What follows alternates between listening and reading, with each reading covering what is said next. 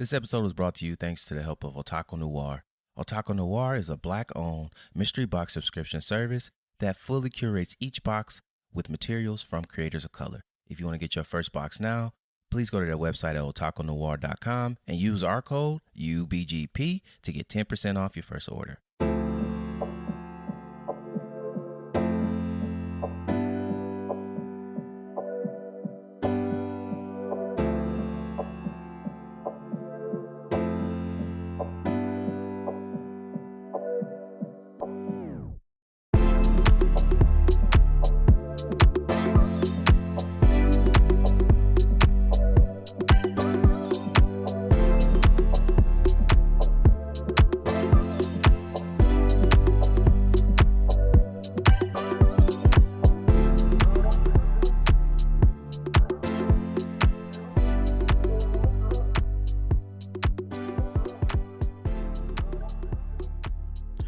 All right, y'all. Welcome to another episode of Unapologetically Black Gaming Podcast.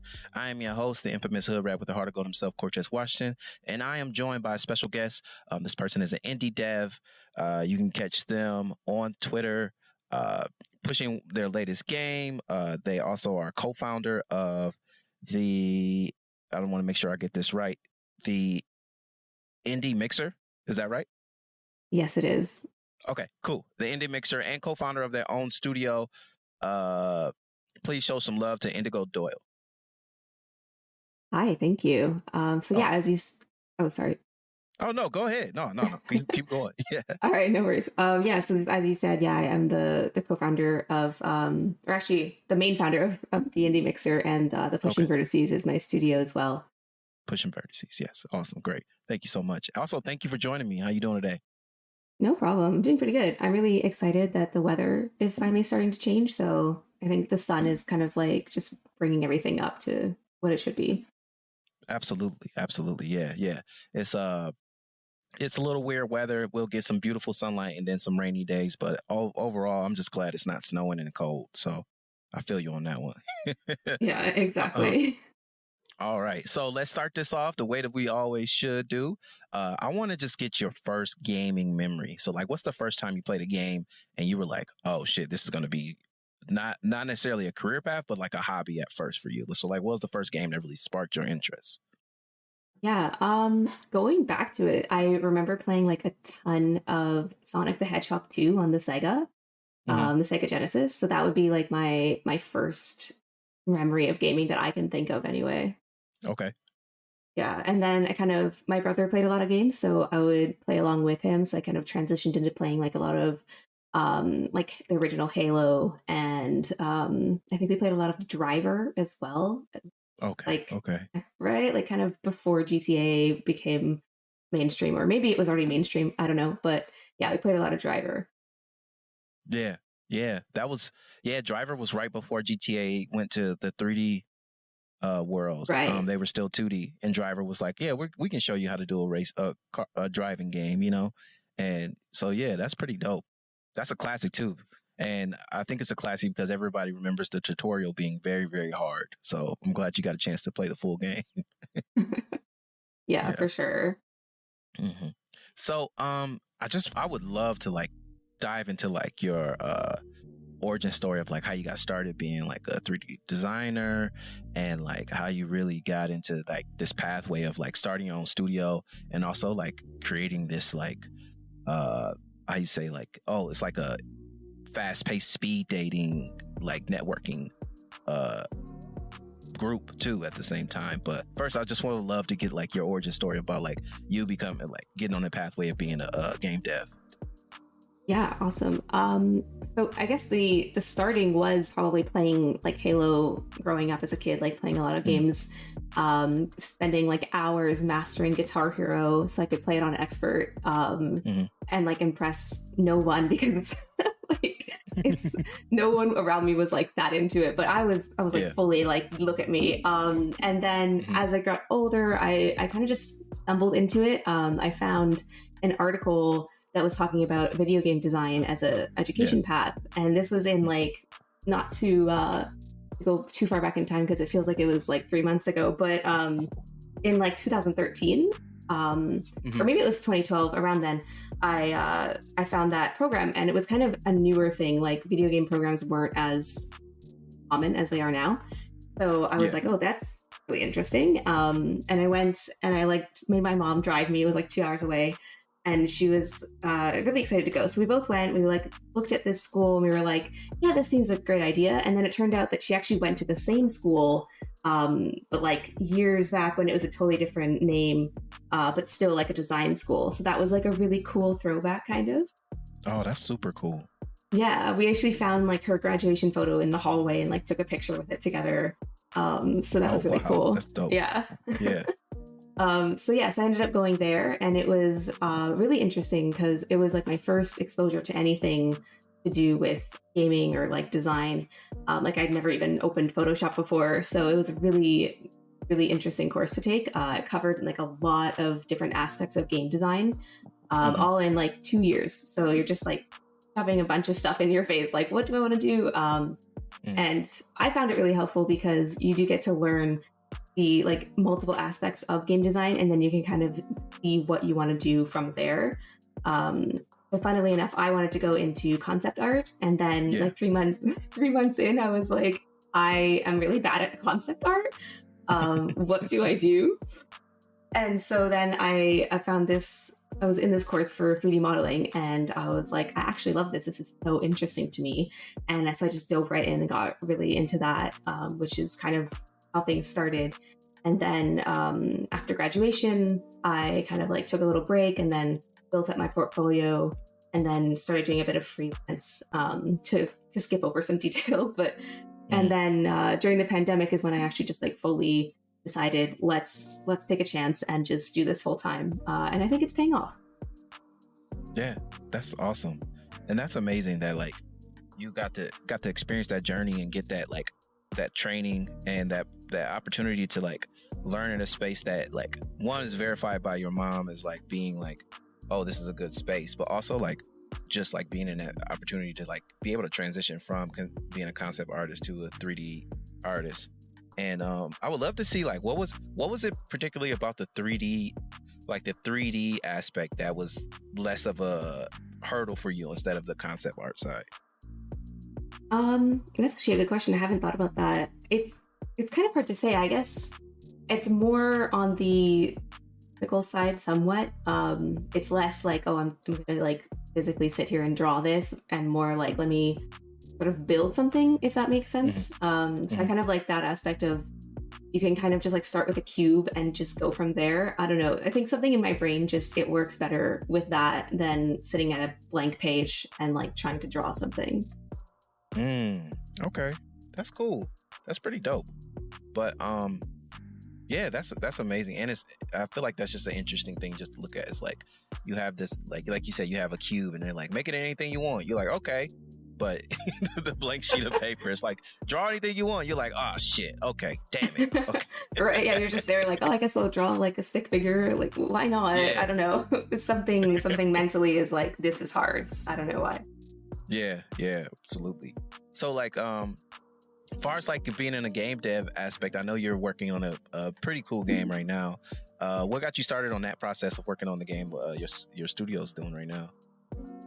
So it started off kind of randomly, as I think is a trend in my life at this point of just doing stuff. But basically I was kind of just thinking like, oh, what should I make as a side project? And then I was kind of going off of the like write what you know kind of thing that people always say when you're talking about writing. And I was like, well, what if it was based off of my childhood, like rollerblading around, which is what I love to do. I still love to do that. And so I started sort of like just coming up with like a little couple ideas. And I originally had built like a really basic prototype in Unreal Engine. And then after I actually received a grant from Pixels Montreal, which was amazing. Shout out to Pixels, they're great. And so that allowed me to bring on a programmer to help me sort of come up with the prototype and do some proof of concept testing. And since he had a bit more experience in Unity, and so did I actually, we decided to move to Unity. I originally picked Unreal just because it's so gorgeous right out of the box. So as an artist, I was like, yes.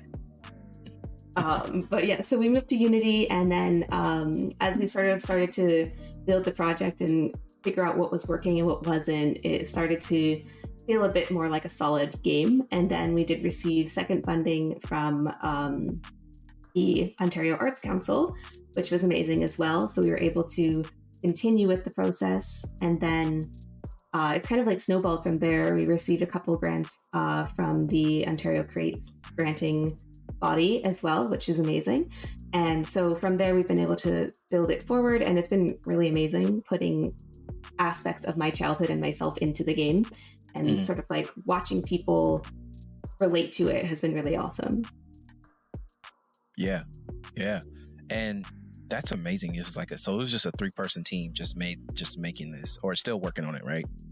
Yeah, so we're still in the middle of it, right? We've actually grown a little bit. It's me and 2 programmers, and one of the programmers does the narrative. So we're kind of wearing a lot of hats, but we're still pretty small. Yeah, and that's amazing. That's dope. And I do love like you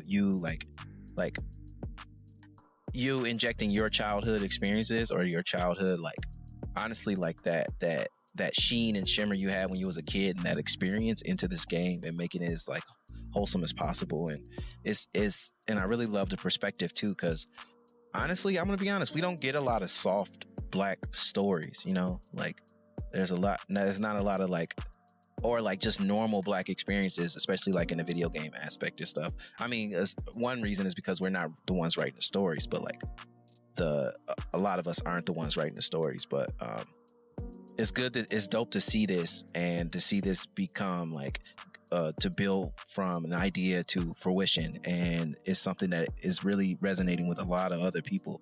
Also, shout out to y'all for getting grants, because I know that process is very, very hard. Thank you. Yeah, it's definitely a struggle. It's very time consuming. It's very, yeah, I don't know. It's like a bittersweet thing, because you spend so much time on it, and it's like this very tiring, exhausting process. But then when you get the funds, you're like, that was amazing. Yeah. Yeah, because I've done some like applying for grants for like at my job a few times, and like it's really something that is like just an arduous process, and a lot of like making sure you're hitting all the requirements, and then also like when you submit it, you're submitting it the right way, because if you miss one thing, they just throw it in the trash, which hurts. Exactly. Yeah, and then like the word count limits as well. You're trying to like put all this passion into like 300 words, and it's impossible. Yeah, absolutely, yeah. Man. So just going more about the game, like what's like the premise of this game, besides of course like it's like your childhood experience of rollerblading, and your like I've seen some of the trailer. I've seen the trailer, which is pretty dope, and I downloaded the demo. I've been meaning to play it, but I've just been, my brain is getting lost in other games, so I'm sorry. But it looks pretty dope. But like, can you explain the trailer to some of the listeners that don't know, or like just explain the game to listeners that haven't came across it yet? Yeah, for sure. So it's an adventure narrative game. Like I said, it's based off my childhood in Belleville, Ontario, but it kind of represents all of small town Ontario, or small towns in general, maybe. And it's very much a relaxed, cozy game where you can take your time and enjoy exploring in this kind of like smooth movement that we're creating with the rollerblading, as well as being able to talk to the local people in the area and learn more about them and yourself, as well as the location around you. And then we have my favorite part, which is our music in the game, which is representing sort of like early 2000s iPod times, when I would have an iPod and I would just rollerblade around, and I had certain playlists that were matching the vibe of the day. Like if I was having a really good day, I had this playlist that would be really upbeat, and it would just have all these like amazing favorite songs on it, one after another, which kind of made the world around me seem like everything's amazing and it's bright and it's fast.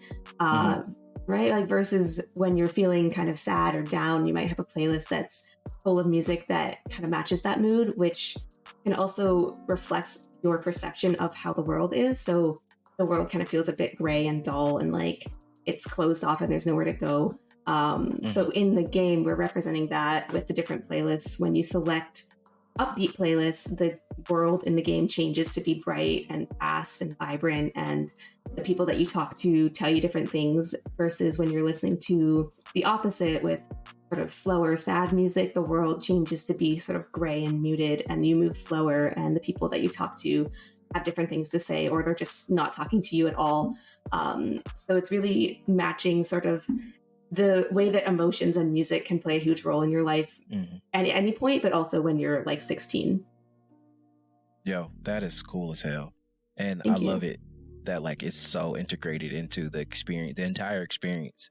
It isn't just like, oh, have this music in the background, have this cool thing going on. It's like, no, the music, everything is intertwined together.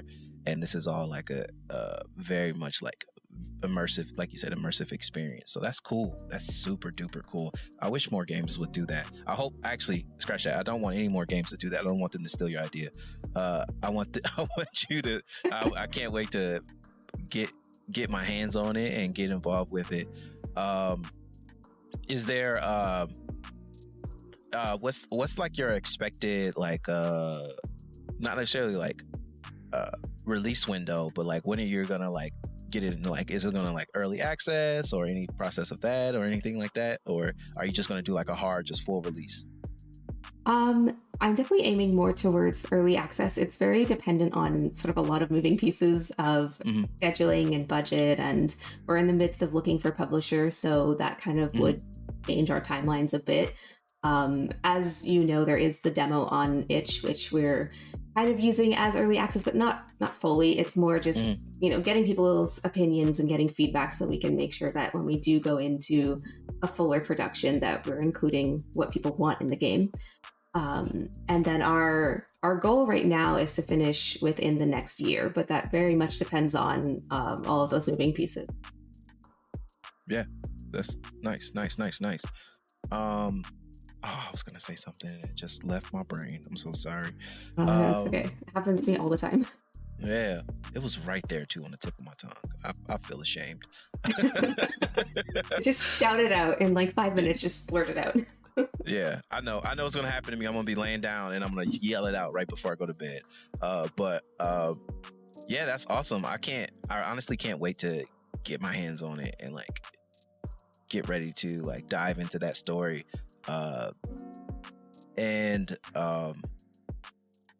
Yeah, is there anything that like you drew inspiration from, just not just like your life and those journeys and the music stuff, but were there any other things that you drew inspiration from that really helped push the crafting your game?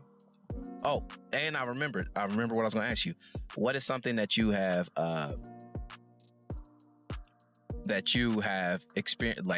experienced that you didn't expect to experience as being an indie dev too?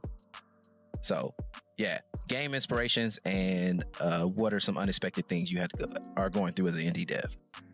Okay, I'll start with the inspirations, I guess, before I forget. A lot of the inspiration definitely comes from those early games like Tony Hawk. I know like the game that I'm making isn't like very action sports heavy, but there is that aspect in my head of like Tony Hawk for sure. Especially since that soundtrack is iconic. Oh yeah. Like I think I still listen to half of those songs in my Spotify like every day. Oh, that's cool. I'm definitely still living in like 2002 for sure. Don't tell anybody. Well, the clothes and stuff are coming back, so like, I mean, yes, this is the perfect time. Yeah. Yes, I've been waiting for them to get to my style. Like we're at like bell-bottom jeans, just waiting for it to turn back into skinny jeans, because I still have a bunch of those. Save the budget, like yes. Absolutely. Yeah, trying to wait for that little like 3 months when my style comes back in. Yeah, you just gotta wait. Yeah, you just gotta wait a bit. You just gotta keep them in like those space bags, and then once it comes, you just pop the space bag open, and you got wardrobes you got your style going for the next 6 months. So yeah, you'll be good. Exactly. After those 6 months, I just never leave the house. It's plan. It's solid. Yeah. But yeah, what is like as far as like an indie dev? Like, yeah, what are some things that you have like unexpected things that you came across? Because that's like, I know like a lot of people really want to go the indie route, but it's like, one, I already know like the money and the time and the commitment is really huge, but like what are some other things that you came across that you didn't expect to have be an obstacle? It's kind of a hard question. I guess the like first thing that comes to mind is the amount of admin work that you have to do. It's like in my head, I'm like, yeah, I have to do the job of like maybe 3 or 4 different creative people, but it's like so much admin work of like sending out emails, making sure that documentation is updated, hiring people, doing meetings. It's a lot of that versus actually developing the game, like hands-on making art or anything, which is an interesting obstacle. Yeah, that is something that honestly I'd never think about when it comes to that, is the admin side, or like the you have to do like budget reports and stuff like that, but there's also other administrative stuff that you have to do that is like very time consuming and tedious, and and it seems like it's something that's like, shit, I just want to hire somebody to do this, but then it's like, oh, I gotta hire this person, and then I gotta figure out what their rate is, how am I gonna like the taxes with that, paying them all these things, and it's like, yeah, exactly. Yeah. Every time I have to do is an art, I'm like, can I just pass this to somebody? But yeah, I'm just like waiting for like the lottery win or something, so I can just like bring on everybody, so I don't have to do anything I don't want to do. Yeah, man. Oh, me too. I'm waiting for a lottery. I can open my own game studio, make the one game I always wanted, which was Def Jam Fight for New York 2. Amazing. Do it. Yes. I need to get that. I need to hit for $1 billion though. I can't hit for like because the $1 million's not gonna do it. I mean, I'm gonna just end up making knockoff like wrestling game, but I really want to make like a new iteration of it. And so I know in order to get artist likeness, they're gonna want a lot of money, which is very stressful. So That's fair. Yeah. Or though sometimes if you have no money, you can get more because you're like, I have no money, and they're like, oh, I'll help you out. Yeah. So either you have to have no money or a ton of money. There's no in between. Yeah, no in between. No one likes somebody with a little bit of money and that's just right out of your scope and your budget, and you're like, shit. So exactly. Yeah. In your free time, are there any games you're playing in between, like the development, or any games you're looking forward to playing that are coming out soon? I definitely play a lot of sort of like random indie games. Whenever someone I know from like the local community releases a game, I always like at least try and play it for at least an hour. There's always those times where you're like, this game is amazing, and then it slips off into oblivion of the Steam backlog. And it's never to be seen again. Yeah. And then of course Tears of the Kingdom just came out, so I think we're all gonna sink about 10 years into that. Yeah, for sure. I'm trying to think of if there's anything else specific that I've played, but nothing is coming to mind. This always happens. And then like tonight I will remember. Yeah, it's all right. I mean, there's games coming out just about every day, so I mean that's okay. Sorry, I just remembered. Yes. Yeah, sorry. There we go. Exactly. It took a minute. Yeah, I actually, I recently won a VR headset from Mighty Yell. Shout out Mighty Yell. Yeah. Right. I was so excited because I've been wanting to like have a VR headset forever, but I couldn't justify buying it. So I finally won one from them, and I got to play their new game, A Night in the Attic, which is actually really great. So if you have a VR headset, I highly suggest checking that out. Yes, that's dope. And that's amazing. I want to get a VR headset so bad, and I'm mad I waited until the Oculus went up $100 to like not get it. So I'm really like, oh, I'm not getting this now, like, and I'm sad. I gotta like wait for some sort of sale, Black Friday maybe. Yeah, absolutely. Okay, so we're getting close to the end of the episode, so this is the time where I let the guests get off some positive energy. If you want to give some words of affirmation for the listeners, something that you like kind of keep near and dear to your heart that keep you going, that'd be perfect. So yeah, I'm going to take a step back and let you step up and provide them with some good positive vibes. Okay, awesome. The main thing that I always think about and have just written on a post-it note on my monitor is that your instincts are right. And explaining that a bit is that a lot of the times I'll second guess myself or I'll think, is this a good idea? And then like circle back later and it turns out that my instinct on that was absolutely right. So your instincts are definitely right. Trust yourself and just trust the process, because if you doubt yourself, it's a waste of time. Focus on what you want and go for it, because you're probably right. Hell yeah. Believe in yourself. Nice. Exactly. All right. So thank you so much for being on the show.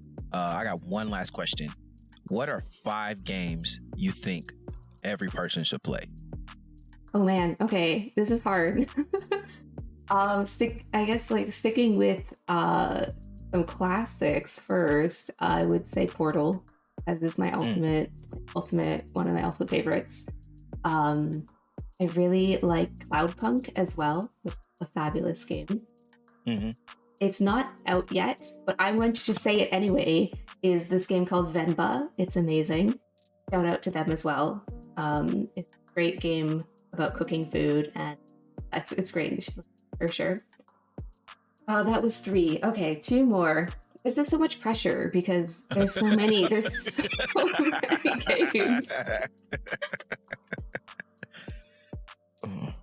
Oh man. Okay. 2 more. I'm almost like, should I open my Steam library and just like make sure?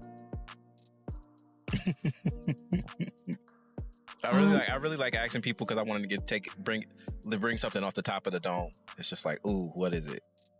Right. Yeah. I'm just trying to think of. I'm so frustrated because I have the name of a game in my head and I can't think of like what it's actually called. And now I'm like flustered because it's really good and I can't think of the name. Oh my gosh. Oh, that's so frustrating.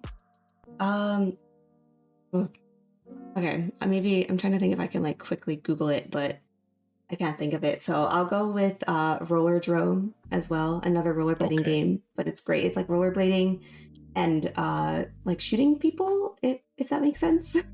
That's cool. That's cool. Yeah, that one's really great. And then the last one, that is okay, I'm just gonna go with, there was this really great game actually called Shatshimi, I think. It was really great. It's like a really small game, but you basically play as a goldfish and every game is sort of mimicking like goldfish memory. And they get like increasingly harder as you go. Great. That's cool. That sounds dope as hell. Then your list it has a lot of variety and it has amazing games in it. Indigo, thank you so much for being on the show. Where can people follow you on the socials, and what can they expect when they not only tune into check out some of your content on the socials, but also when they play your game? Yeah, so you can find me as Indigo Doyle on pretty much all social platforms. I try to keep it simple. And then also my game RollerGirl is RollerGirl Game on Twitter and Instagram. And the content that I usually post for me personally is a lot of game dev stuff, a lot of indie game dev content, other people's stuff that they're doing, stuff I'm doing, and also local events that are happening. And then from the game Twitter, it's obviously just a lot of posts about the game, either updates or weird bugs, which is always entertaining. And then for the game, did you ask about the game? Yeah, just elevator pitch of the experience. So RollerGirl is a cozy, relaxing adventure narrative game about rollerblading around, discovering things about yourself and other people, and listening to some amazing music. Yeah, dope. Thank you so much. And for everybody listening, if you want to find us on the socials, we are UBG Pod on Twitter, TikTok, Instagram, Facebook, and Twitter. Twitch. We're gonna start doing a lot more Twitch streaming. Just got some emulation stuff, so I'm gonna be doing a lot of PS2 streaming games. I really want to do some deep dive into some PlayStation stuff. But thanks again for being on the show, Indigo, and thank everybody for listening. And as always, be happy, drink some water, and keep gaming.